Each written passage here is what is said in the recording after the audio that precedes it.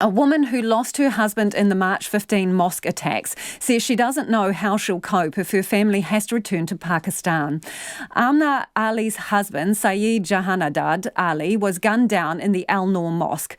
Her brother and parents flew out from Pakistan soon after to help her care for her 3 children, including one who has special needs. Our reporter Conan Young and cameraman Simon Rogers filed this report. Amna's 5-year-old daughter has autism and is non-verbal, meaning she hasn't been able to explain to her what happened to her father and why he hasn't come home. Her family has applied for permanent residency, but has to get in line just like everybody else, leaving her fearful they might have to return to Pakistan when their visitor visas run out in September.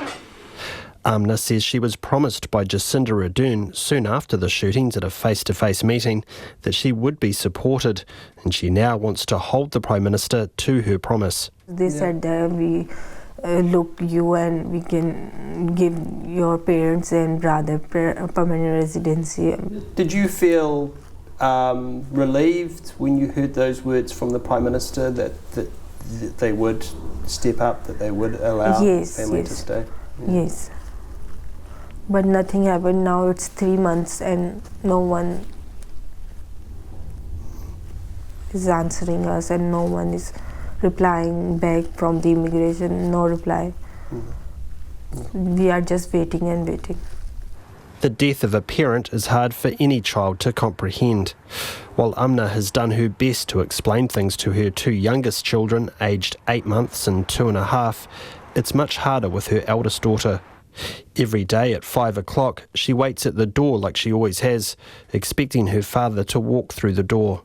She doesn't understand anything, but she miss her dad with her behavior. They explain because as a mom I know what she wants. Yeah. Otherwise, other person didn't know. Yeah. And you know, in autism, every age, every week, the behavior of the child is getting worse and worse and worse. And behavior also. Yeah. There is very behavior issue with them. And losing her husband and the family's main breadwinner has turned Amna's world upside down. I live here 6 years here with them, and there is so many memories I have. And everywhere I go, in the mall, in the park, everywhere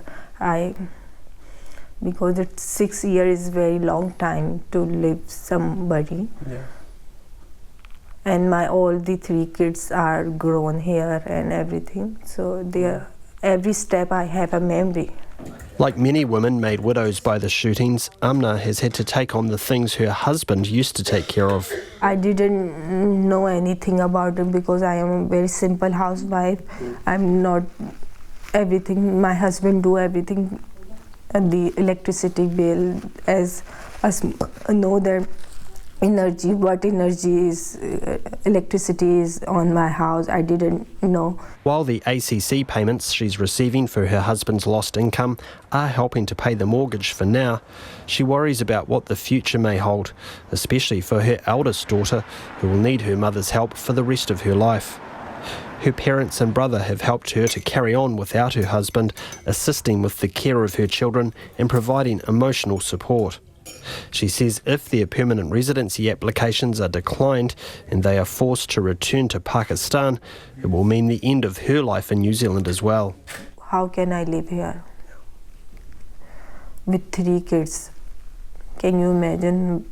I am not imagine anymore. I need my brothers and parents here. How can I manage 3 kids here with a special need kid and then other are very small? And so it's very difficult for me. Amna's brother, Muhammad Raza Ali, works in advertising back in Pakistan and is confident he'd be able to pick up similar work here to enable him to support his sister and her children. This is my inner feelings also, and it's my religious duty also to take care of my sister in every difficult times. And now I have to look after her for all my life. So how are you supporting yourself coming here, because you're not able to work, are you? Yeah, my all savings and monies are exhausted now. So we are just waiting for government do some things for us. And I lost my job there because nobody waited for 3.5 months. Mohammed is grateful for the kind words and offers of support from the people of New Zealand, as well as their very generous donations to the victims. But he notes the government itself has so far taken limited action to support victims beyond what it is legally required to do. All the things is happening is regular things, regular things. ACC give regular things. If my brother-in-law lost his life in an accident or in a natural way, the same agencies are doing the same things. Right now they are doing the usual things. They are not special things from the government. All the donation money is coming from Give a Little page, where the wonderful people of New Zealand donated for us. And after that, where is the plan? Where is the policy for them? There is no policy. There is no special policy. I requested from media that Date's families used to be treated like a veteran of wars. The Date's family is treated like a veteran of wars because that person imposed war on that community. Mohammed says the Prime Minister earned a lot of praise for the empathy she showed the victims after March the 15th. He says it's now time for her to make good on her promise to support them. And he's like a black day in the history of New Zealand. Somebody come in your land and use your land and fulfill his devil's plan. So you have to be with families to show them, if you do these bad things, we are here for them. Like they said before, you are us, we are same. So now's the time has come to fulfill this sentence or fulfill your promises or show the world that we are same. The minister in charge of coordinating assistance for the families, Megan Woods, says the meeting between the widows and the Prime Minister, which she was at, in no way involved undertakings being made that their family members would be granted permanent residency. She says it was made clear to them that the special Christchurch response visa only offered permanent residency to those who were already residents here at the time of the shootings. We also had staff there from MSD who were leading the individualised case management to explain that if their people fell outside of the rules that were set within the category, what the appropriate process to go through was. So for any of the widows who were especially anxious, who were especially stressed by these circumstances, that we could make sure that we were getting case managers assigned very quickly, because this was right at the beginning of this process. So it was very clear what the undertakings were.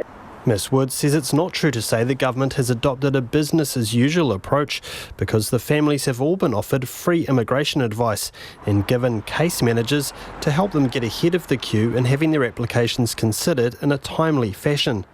She says if they are declined, then there's still the option of appealing straight to the Immigration Minister, who has discretion to grant permanent residency if there are special circumstances at play. But she says it's simply not possible to make a special exception for all of these families. There actually still does have to be process that needs to be applied. We need to make sure that we can't offer guaranteed outcomes to people, but what we can do is exactly what we've done is from day one, is recognise the immense stress, the immense anxiety that these families are under, and put that support in place so they're not having to deal with this under a business-as-usual circumstance. Megan Woods says the government has done a lot for the families, including arranging fast-tracked visitor visas for relatives and driving and English lessons for widows. Kei o te tahi ahau, mō te hōtaka o te ahi, ko Konanyang tēnei.